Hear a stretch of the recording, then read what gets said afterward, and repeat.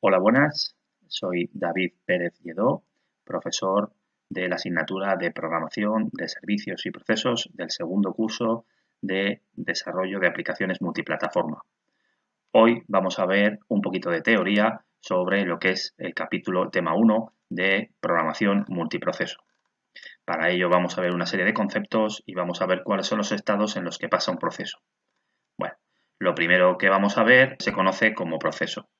Básicamente, un proceso es un programa que está iniciado, que puede ser que haya sido iniciado por el usuario o puede ser que haya sido iniciado de forma automática. No significa que el proceso esté haciendo uso de la CPU necesariamente. Puede estar, digamos, esperando hacer uso de la CPU y también sería un proceso. Las características fundamentales de un proceso es que tiene el código que son las instrucciones del programa, tiene datos en un momento determinado. Imaginar que el proceso ya ha ejecutado una serie de instrucciones, pues podría tener, por ejemplo, un contador con el valor 24, ¿de acuerdo? Serán los datos en ese momento. Y luego también tiene la pila que básicamente pues contiene un poco las llamadas que se han ido haciendo en ese programa, sobre todo si tenemos pues un conjunto de funciones y estamos haciendo llamadas a ellas. Bueno, además también decir que los procesos están en una jerarquía, es decir, un proceso puede crear hijos, ¿vale? O puede no tener hijos, pero siempre tendrá un proceso padre. Por así decirlo, si nosotros ejecutamos un programa o un comando desde la shell de Linux, ¿vale? Pues normalmente el padre será el propio intérprete de comandos, ¿de acuerdo? Ese sería un poco el padre de ese proceso. Bien. También indicar que como característica los procesos siempre van a tener un identificador de proceso, que es básicamente un número que identifica unívocamente dentro del sistema operativo a ese proceso. Eso nos es muy útil, sobre todo si queremos enviarle señales de continuar, de parar o de reiniciar a ese mismo proceso. Vale. Dentro de los procesos existen los que se conocen como procesos en primer plano, que son procesos que son arrancados de forma automática o arrancados por el usuario y que de alguna forma tienen o requieren de una interacción por parte del usuario. Por ejemplo, si nosotros hacemos un programa que está pidiendo un número, imaginamos, pues eso sería un proceso interactivo, ¿de acuerdo? Es decir, requiere para su ejecución, para continuar su ejecución incluso, de la interacción del usuario que lo está usando. También tenemos procesos en segundo plano, también conocidos como procesos en background. Esos procesos no requieren ser iniciados por el usuario y sobre todo como característica fundamental es que son procesos que son no interactivos, es decir, que funcionan sin la interacción del usuario, como su nombre indica. Un ejemplo concreto de un proceso en segundo plano sería un demonio. Imaginar que tenemos un antivirus, pues un antivirus perfectamente podría ser un demonio, que es un proceso que no requiere ninguna interacción con el usuario y siempre está disponible, pues comprobando cosas o ficheros que nos descargamos, etcétera. También tenemos los procesos zombie. Los procesos zombie son, de alguna forma, aquellos procesos que se han quedado en el sistema y pues muchas veces ocurre que se han quedado colgados, por así decirlo, y son procesos que a lo mejor requieren de un dato que tiene que enviar otro proceso y ese otro proceso pues a lo mejor ha muerto, ¿no? Entonces ese proceso se queda como bloqueado, en estado de bloqueado. Los procesos huérfanos pues son procesos que básicamente no tienen padre, ¿vale? Normalmente si nosotros desde un programa creamos un subproceso, pues si matamos, por así decirlo, al proceso padre, ese subproceso se queda sin padre, se convierte en un proceso huérfano, ¿vale? Por así decirlo, en el caso de que ese subproceso se quede sin padre, siempre puede tomar el, el identificador del proceso padre de todos, que es el proceso init, ¿de acuerdo? Bien.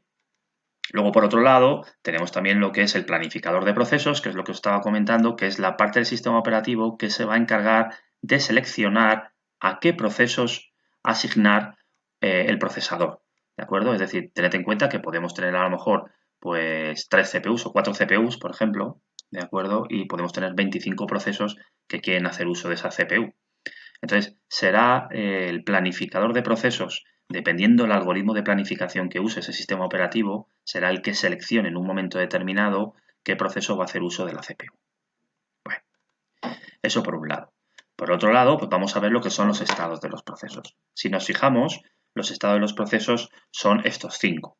Es muy sencillo. Nosotros cuando arrancamos un proceso, cuando iniciamos, por ejemplo, un programa en C, lo ejecutamos, un programa con permiso de ejecución, lo ejecutamos, ese proceso pasa a una lista de procesos nuevos, ¿vale? Es el planificador de tareas, en este caso, que os he comentado antes, el que lo va a pasar a la cola de preparados. La cola de preparados, por tanto, estarán todos los procesos que están dispuestos o preparados para entrar a hacer uso de la CPU. ¿De acuerdo? Entonces, en el momento que el planificador quiera hacer uso de la CPU porque la tiene libre, entonces cogerá de la cola de procesos preparados y lo pasará a la CPU. Aquí estará ese proceso ejecutándose un quantum de tiempo, que eso pues vendrá determinado por el sistema operativo, ¿vale? Y se podrá ser interrumpido por el planificador para sacarlo y volver otra vez a colocar en la cola de preparados para que pueda pasar otro proceso distinto y dé esa sensación de interactividad de que se están ejecutando en paralelo, ¿vale? Todos los procesos que tenemos en el sistema en ese momento. Aunque no se esté ejecutando realmente en paralelo porque siempre solemos tener más procesos en la cola de preparados que número de CPUs para ejecutar instrucciones.